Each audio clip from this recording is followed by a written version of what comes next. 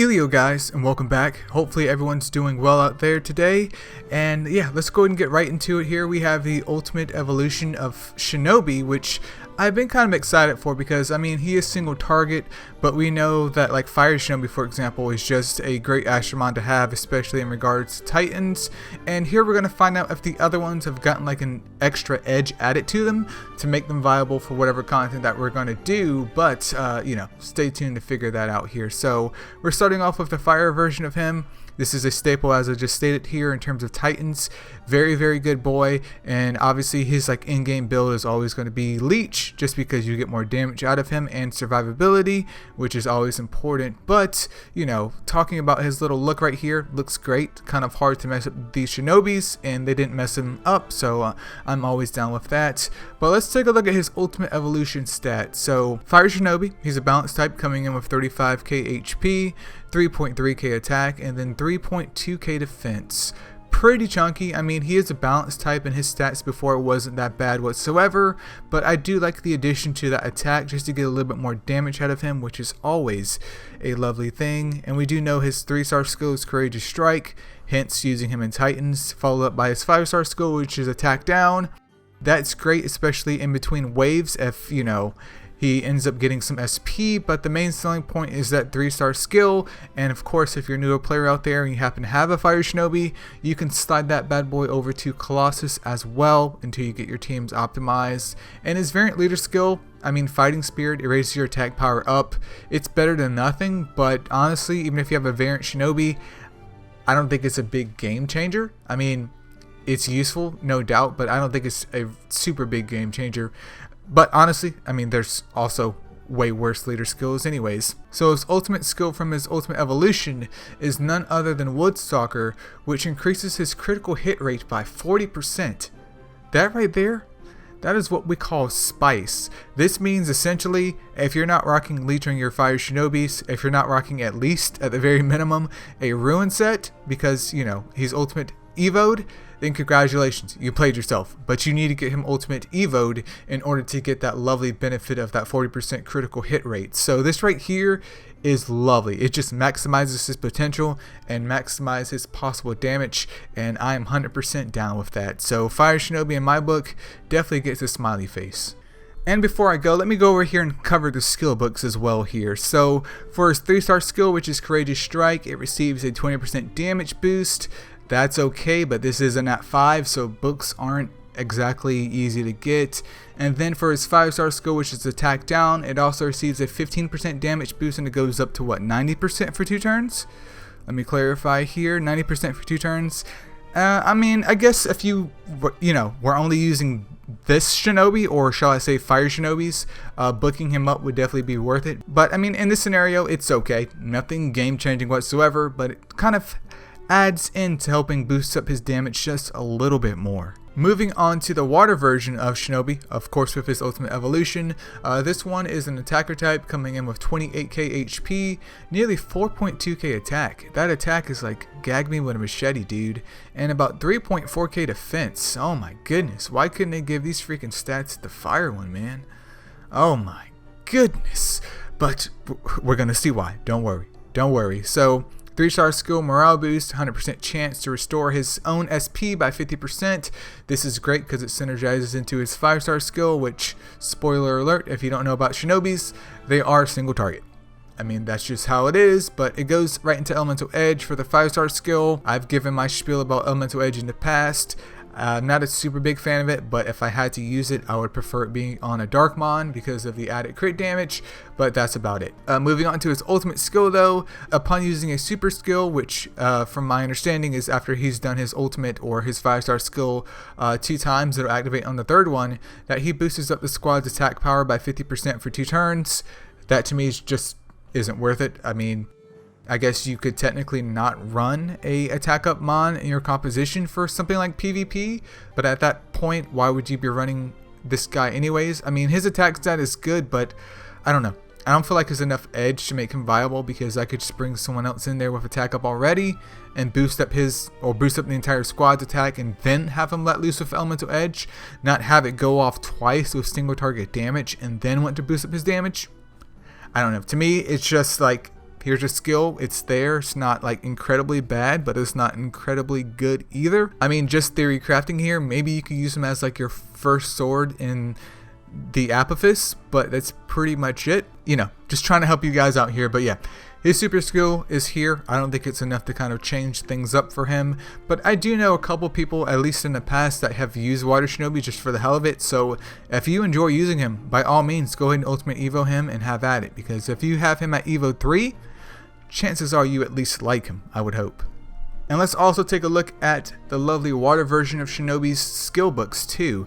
So for his 3-star skill, which is morale boost, obviously for himself here, that also receives a 25% damage boost. Doesn't go up to 60% or anything like that, which doesn't really do anything.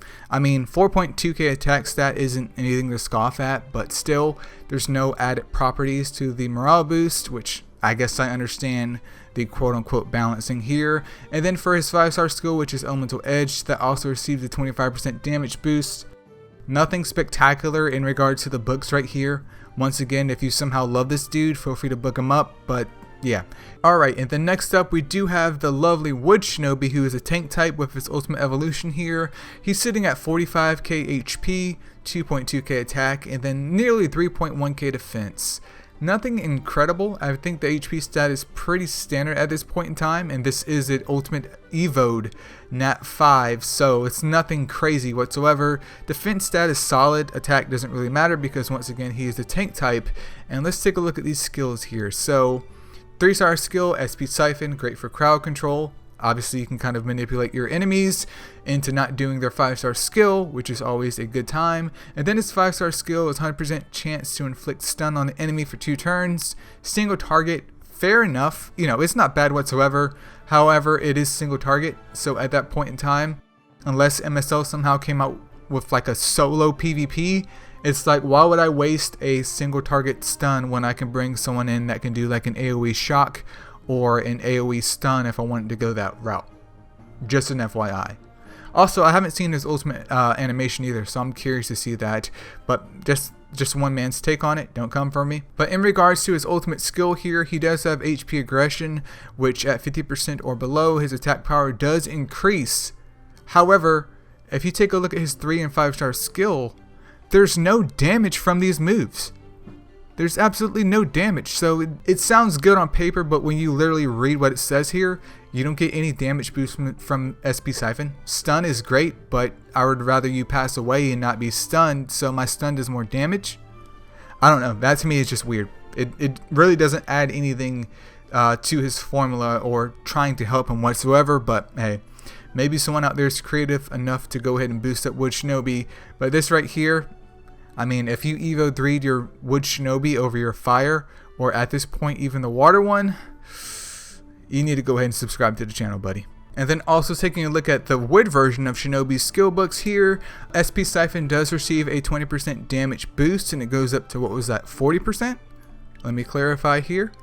Yeah, 40% for SP Siphon. Honestly, 30% is already pretty solid. 25 is like bare minimum, at least in one man's opinion. But I mean, 30 is solid already, so that helps. But it is what it is. And then for the 5-star skill, which is Stun, that receives a 20% damage boost, which is great, even though I want you to pass away. And it goes to 100% for 3 turns. Sounds amazing. Single target. That's all I have to say. Single target. And alright, following in after that, here we do have the light version of the ultimate evolution of Shinobi, who is an attacker type as well. And I do believe I have 2 of these on my main account. I'm currently on the secondary account because the main account is farming golems, but I do believe I have 2, and they're not even Evo 3, so ultimate evolution is far off here. But anyways, let's take a look at the stats. So 32k HP, 3.9k attack, and then 3.2k defense. Decent stat distribution. However, I do want to clarify that this is a light Astromon, a light Nat 5, so this is kind of difficult to obtain, especially if you want it here. So was hoping maybe for a little bit more attack. I mean, obviously it's based off his base stats as a light mon, but for a mon that's hard to obtain, at least from a stat point of view, it doesn't really seem to be, you know, worth it. But let's take a look at the skills here. Alright, so for his 3-star skill, there's Courageous Strike. We know what that one does because of Fire Shinobi. Very important here, especially I guess if you want to bring him into hitting, what is it, Dark Titan. Even though, spoiler alert, Light Siegfried exists and is pretty much farmable as long as you play the game. Anyways, we do have the 5-star skill here, which is Defense Down, and it reduces the enemy's defense for 2 turns. And then for his ultimate skill, he has Hunter, which increases critical hit damage by 50% against enemies with lower defense. So, I mean, that synergizes, but it just doesn't synergize well in my opinion, because yes, he can debuff with his 5-star skill, but the main selling point of this Astromon is spamming that 3-star skill. And even in a Titan scenario, you're always going to want to have like a mon applying either Weaken or Defense Down up there anyways. So I'm almost like, why have the 5-star skill be Defense Down if that's something I'm going to bring already? You can go and argue the same thing with Attack Down, but you know, Attack Down to me I feel like is more of like a safety net, because that helps to kind of mitigate damage to your squad, versus Defense Down, which kind of helps to bring in damage from your squad. But either way, you're not going to like basically burst through all the Titans once you get up to a high enough point. So it's like, if I already have Defense Down, which is pretty much covered, then why do I have the Hunter that only does more damage if they have lower defense? Couldn't it have been like Predator instead? Maybe Predator would scale a bit more and just give him a little bit more edge from his 3-star skill period without having been, you know, relied upon in terms of Defense Down. But hey, I could be wrong. My 2 are honestly at Evo 2, as I stated before. I would like to build them up in the future. However, they're just not a big priority because, I mean, look at this kit. And once again, I mentioned Light Siegfried exists already, so what does he bring to the table that I can't get from Light Siegfried? And then also, let's take a look at the light version skill books as well. So for a Courageous Strike on the 3-star skill, it receives a 20% damage boost, just like the fire one. I mean, more damage is always great, it's just nothing exciting. Maybe they could boost it up to like 55,000%, but hey, I don't make the game here, I just judge it.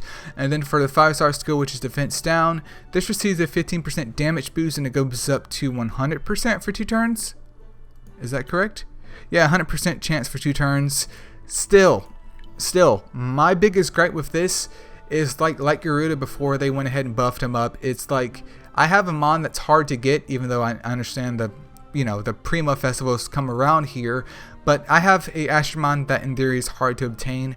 Why does he have a skill set like this when I could literally farm out Light Siegfried all I want and have him do more reliable damage to the Titans?